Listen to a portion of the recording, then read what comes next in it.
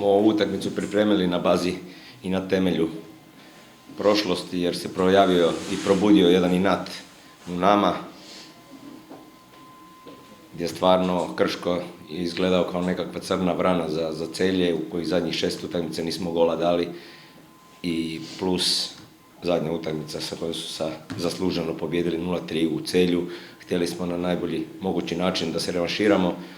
To nam je bio dodatni motiv da pripremimo utakmicu protiv nezgodnog protivnika u kojem ima puno brzih igrača i sa jednostavnom igrom dolaze do šansi za gol.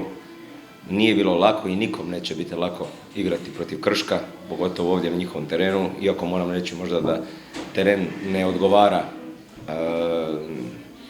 kvalitetno ili za navijača neko kvalitetnoj utakmici, jer jako teško je povezivati i igrati kombinatoriku, kombinacijski pas, posjed lopte, jer je kvrgav, dosta je neravan i odgovara više ekipi koja se brani. U svakom slučaju sretan sam što smo dobili 3 boda, vrlo važna, jer nas to i dalje uključuje u osnovni naš cilj koji imamo za ovu sezonu kroz ove utakmice u kojim se pokazuje karakter ekipe. Je jako važno proći, bez obzira što nismo umirali u ljepoti, pokazali smo jednu mušku borbu i ova 3 boda i ova pobjeda diže moral ekipi. Ja čestitam svojim fantima, svojim momcima i zasluženo mislim da smo dobili, bez obzira što smo